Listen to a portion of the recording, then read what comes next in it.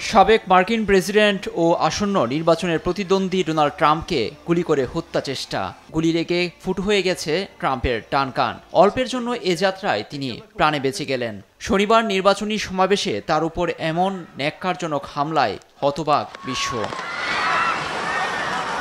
সামাজিক মাধ্যম এক্সে রোববার সকালে তাৎক্ষণিক উদ্বেগ জানিয়ে পাশে থাকার ঘোষণা দিয়েছেন ভারতীয় প্রধানমন্ত্রী নরেন্দ্র মোদী। পোস্টে তিনি লিখেছেন, গণতন্ত্র ও রাজনীতিতে হিংসার কোনো স্থান নেই।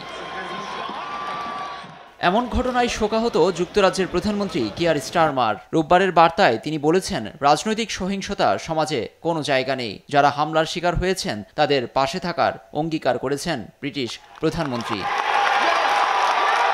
ট্রাম্পের উপর হামলা কোনোভাবেই মেনে নেওয়া যায় না উল্লেখ করে নিন্দা জানিয়েছেন কানাডার প্রধানমন্ত্রী জাস্টিন ট্রুডো। ব্রিটিশ প্রধানমন্ত্রীর মতো তিনিও বলেছেন, রাজনৈতিক সহিংসতা কোনোভাবেই মেনে নেওয়া যায় না।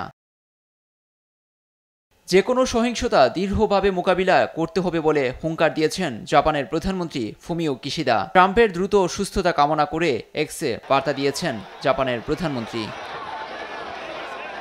এ ঘটনাকে অন্ধকার অধ্যায় বর্ণনা করে ট্রাম্প ও নিহতদের পরিবারের পাশে আছেন জানিয়ে বার্তা দিয়েছেন ইতালির প্রধানমন্ত্রী জর্জিয়া মেলোনি।